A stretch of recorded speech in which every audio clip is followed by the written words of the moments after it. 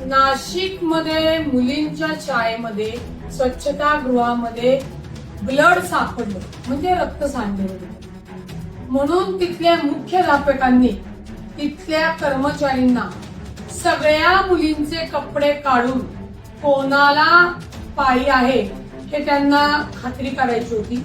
हा प्रकार अत्यंत निषेधार्थ लाजिरवाणा आहे।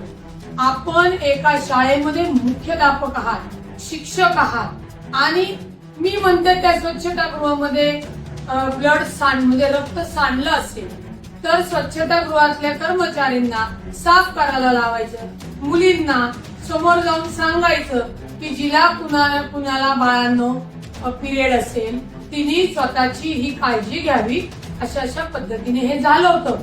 हे मुलींना हे शिकवण्यासाठी हा एक उत्तम मार्ग होता, परंतु मुख्याध्यापिकाने डायरेक्ट त्या 5वी ते 9वीतल्या ज्या काही मुली आहेत त्यांचे कपडे काढून तिला पाळी आलीये का नाही हे बघणं हे कुठल्या शिक्षकाच्या आचरणामध्ये शोभतं।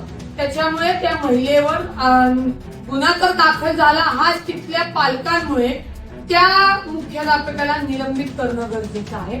आणि प्रत्येक पेशाच्या लोकांना मला विनंती आहे की तुम्ही जे काही तुमचं कामकाज करता तुमच्यातनं जी मुलांना शिकवण देता ही कायद्यात आणि कायदा धरून शिकवली गेली पाहिजे।